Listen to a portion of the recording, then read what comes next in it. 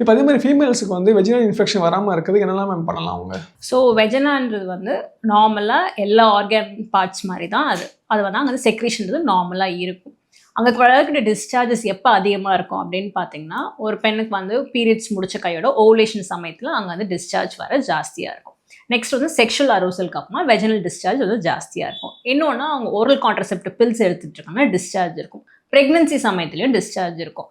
So வெஜனான்றது ட்ரையாகவே இருக்காது, அந்த இடம் வந்து வெட்டாக தான் இருக்கும்.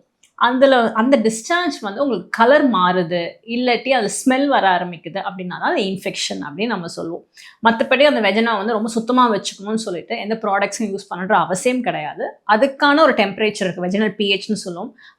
அந்த உள்ளார இருக்கக்கூடிய பாக்டீரியா அப்படின்னு சொல்லுவோம். ஒரு நல்ல பாக்டீரியாவும் இருக்கும், பேட் பாக்டீரியாவும் இருக்கும். அது ரெண்டும் பேலன்ஸ்டாக இருந்துச்சுன்னா அந்த வெஜனாலில் இன்ஃபெக்ஷன் இருக்க போகிறது கிடையாது.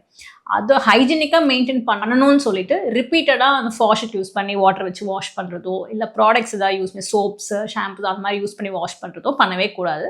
அது செல்ஃப் கிளென்சிங் ஆர்கன் தான் அது.